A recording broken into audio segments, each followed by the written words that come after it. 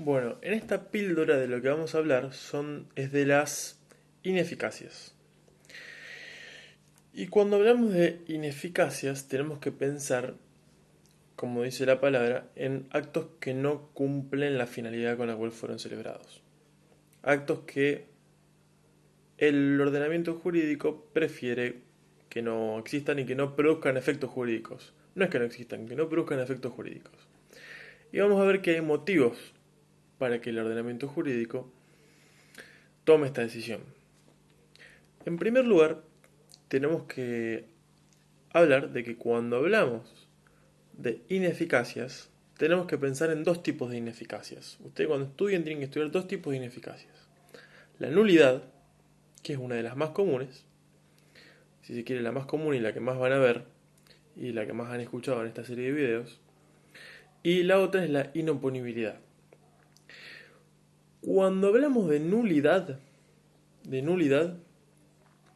nulidad, grábense esto, y son palabras muy importantes, es una sanción legal. Es decir, hay un acto jurídico que no reúne los requisitos que la ley le exige para que existan, o, o que va en contra de determinados parámetros como el orden público, la moral y las buenas costumbres, o perjudican a una persona en particular, y el ordenamiento elige sancionarlos. ¿Cómo lo sanciona? Con la nulidad. ¿Qué significa eso? ¿Qué significa la nulidad? Que ese acto no va a producir efectos jurídicos. No va a producir efectos jurídicos. En cambio, ante la inoponibilidad, vamos a tener un acto jurídico válido, eficaz, pero, que respecto de ciertas personas no va a producir efectos jurídicos. El caso de la inoponibilidad lo vamos a ver, cuando hablemos de fraude, ¿sí? Hoy nos vamos a enfocar en la nulidad, que como dije anteriormente es una sanción legal. Y por lo general, cuando queremos que un acto sea sancionado con la nulidad, tenemos que demandarlo. Por lo general, vamos a ver excepciones. El artículo 386 del Código Civil y Comercial dice: criterio de distinción. Son de nulidad absoluta los actos que contravienen el orden público, la moral o las buenas costumbres. Son de nulidad relativa los actos a los cuales la ley impone esta sanción solo en protección de ciertas personas. Cuando hablemos de, por ejemplo, vicios de la voluntad o vicios del acto jurídico, vamos a estar en presencia de casos de nulidad relativa. En cambio, los casos de nulidad absoluta van a estar presentes cuando se contravenga el orden público, las morales y las buenas costumbres. ¿Cómo sería un caso de que contravenga el orden público, por ejemplo? Que haya un matrimonio entre, por ejemplo, un padre y un hijo. Son cuestiones que están prohibidas por la ley, por normas de orden público. Y están absolutamente prohibidas. Nulidad absoluta.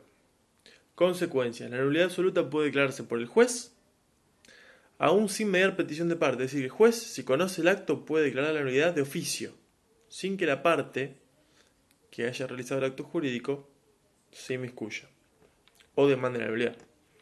Si es manifiesta al momento de dictar sentencia, dice. Después, puede alegarse por el Ministerio Público y por cualquier interesado, excepto por la parte que invoque la propia torpeza para lograr un provecho. Es decir, también lo puede hacer el Ministerio Público, que es el Estado, y por cualquier interesado, es decir, cualquier persona que tenga un interés directo con la declaración de nulidad de ese acto. Por ejemplo, en el caso del matrimonio entre padre e hijo, podría ser un pariente de esas personas. Dice, no puede sañarse por la confirmación del acto ni por la prescripción. Es decir, ese acto no puede ser salvado. Es decir, va a ser de nulidad absoluta siempre. Después, nulidad relativa, 388. Consecuencias. La nulidad relativa solo puede declararse a instancia de las personas en cuyo beneficio se establece. Supongamos un caso de violencia, como vicio de la voluntad. Si yo soy el que padece el perjuicio económico por la violencia, yo soy el interesado, yo puedo demandar la nulidad relativa. Dice, excepcionalmente puede invocarla a la otra parte si es de buena fe y ha experimentado un perjuicio importante. ¿Dónde se daría este supuesto? En un error. Cuando las dos partes recaen en un error y se han ocasionado un perjuicio económico, por ejemplo. Dice, puede sanearse por la confirmación del acto y por la prescripción de la acción.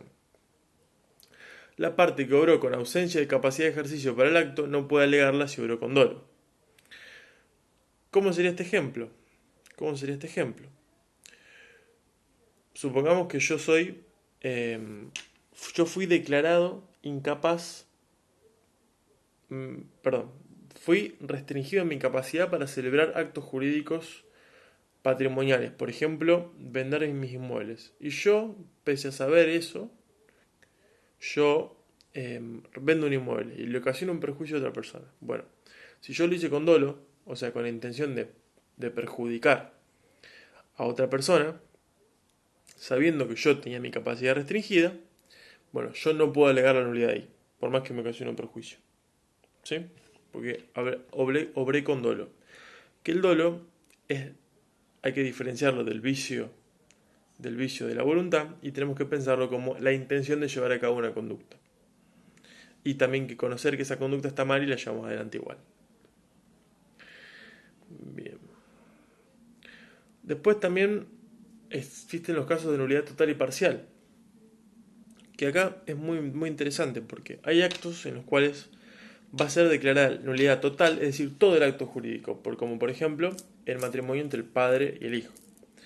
Sin embargo, puede haber casos en los cuales sea declarada la nulidad solamente una parte de un acto jurídico, por ejemplo un contrato. Si hay una cláusula que va en contra de los derechos del consumidor dentro de un contrato, esa cláusula puede ser declarada nula, sin embargo todo el resto del contrato puede continuar vigente, puede sobrevivir todo el resto del acto. ¿Cuáles son los efectos de la nulidad? Los efectos son, dice el artículo 390, restitución. La nulidad pronunciada por los jueces vuelve las cosas al mismo estado en que se hallaban antes de ser declarado nulo y obliga a las partes a restituirse mutuamente lo que han recibido. Esas restituciones se rigen por las disposiciones relativas a la buena o mala fe según el caso. ¿Qué significa esto? Que si yo, por ejemplo, realicé un acto jurídico bajo el vicio de la voluntad de violencia, es decir, con una coacción, yo demando la nulidad. Supongamos que yo había vendido mi inmueble por muy poca plata, por 10.000 pesos, bajo amenaza de muerte. ¿Qué significa eso?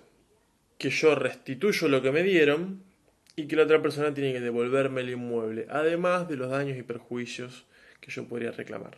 Pero, digamos, todo vuelve para atrás. Todo vuelve para atrás. Ese es el efecto de la declaración de nulidad. Que el acto jurídico no va a producir efectos jurídicos y que los efectos vuelven todos para atrás.